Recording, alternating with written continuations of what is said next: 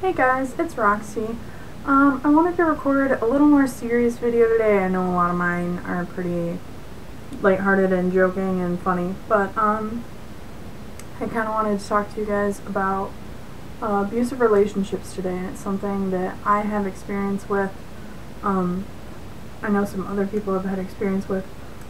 1 in 3 people will go through an abusive relationship, so I think it's something that kind of needs to be touched on more, especially if you or somebody you think might be a victim.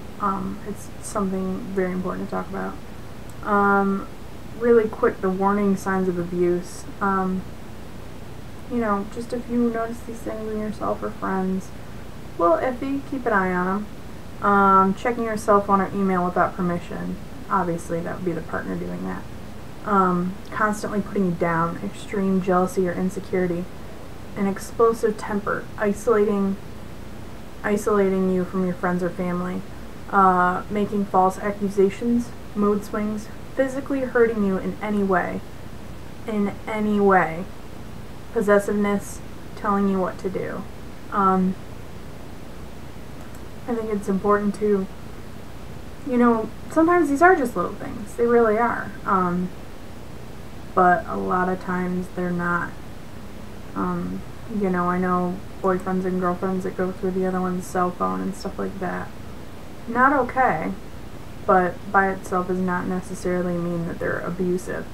But I think it's something that we all need to be more conscious of what people are doing to each other. It's scary. I think the most important thing is to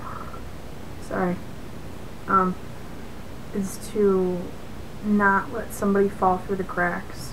I was not allowed to talk to anybody for almost a full 10 months. I had no contact with any kind of friends whatsoever. And, it's scary. There's no way to identify somebody who is abusive or somebody who has been abused.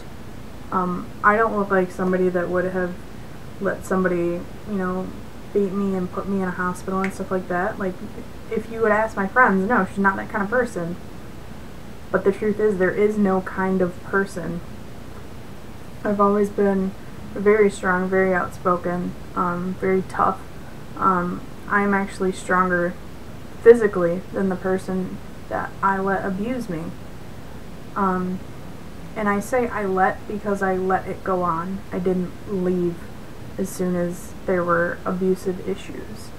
Not that I said, hey, come beat the tar out of me, but I didn't leave either.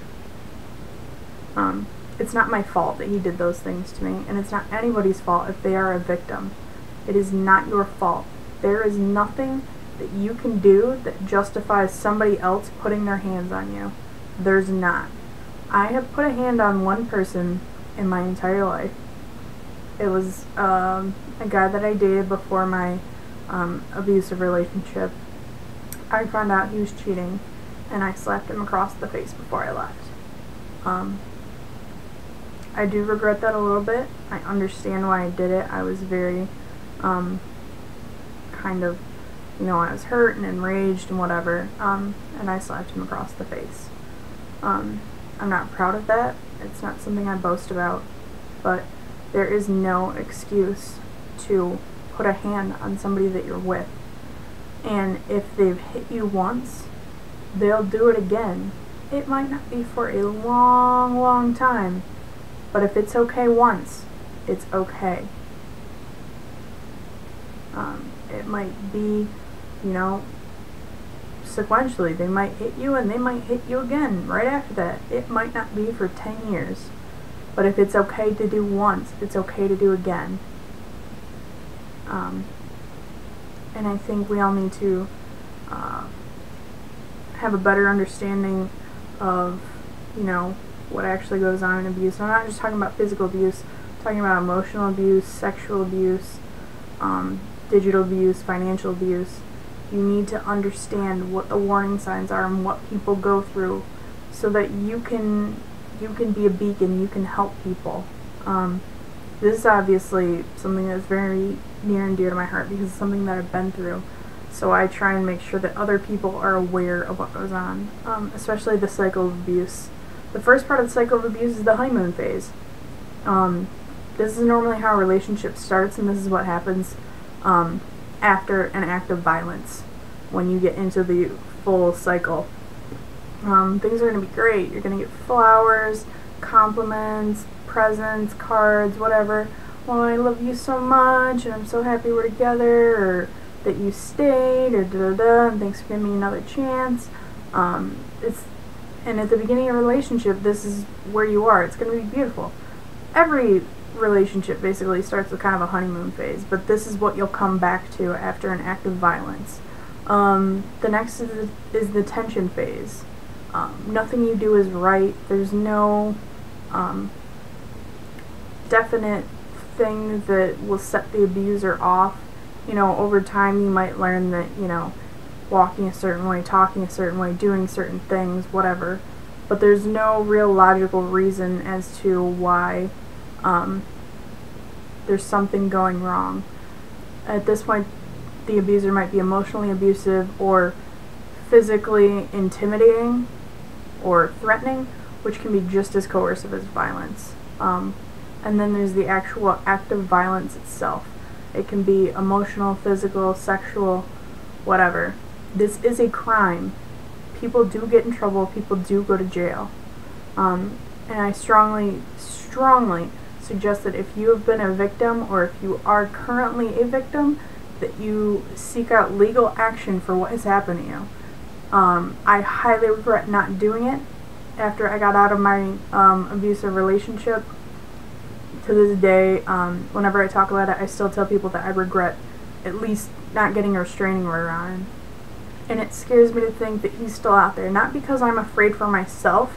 I know that he would not come after me at this point, but because he's still out there and able to do this to other girls. It's very scary. And people don't always talk about that it's happening to them. A lot of the time I still lived with my mother. I went to work every day. I had friends that I was allowed to have at work because he didn't know.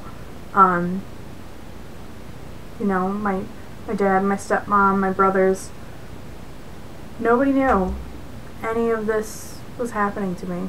Nobody knew. There's people today that still don't know. My dad, my stepmom don't know. Honestly, because I'm afraid of what my dad might actually do to that kid. But, you know, nobody thought I would be that kind of person, because there's not a kind of person. Nobody would look at that guy and think that he would do something like that to me.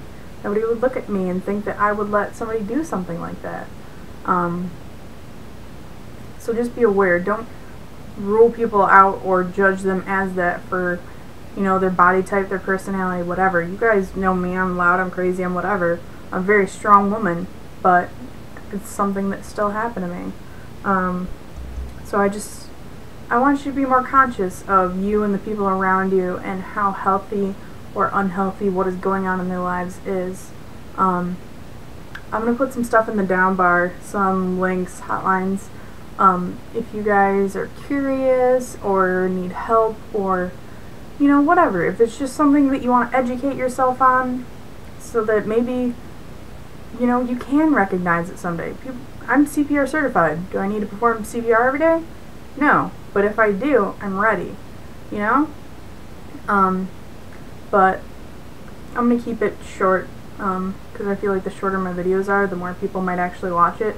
And this isn't for views. This is honestly, it's really important to me to help people, to have them understand healthy relationships versus unhealthy relationships and what is abuse.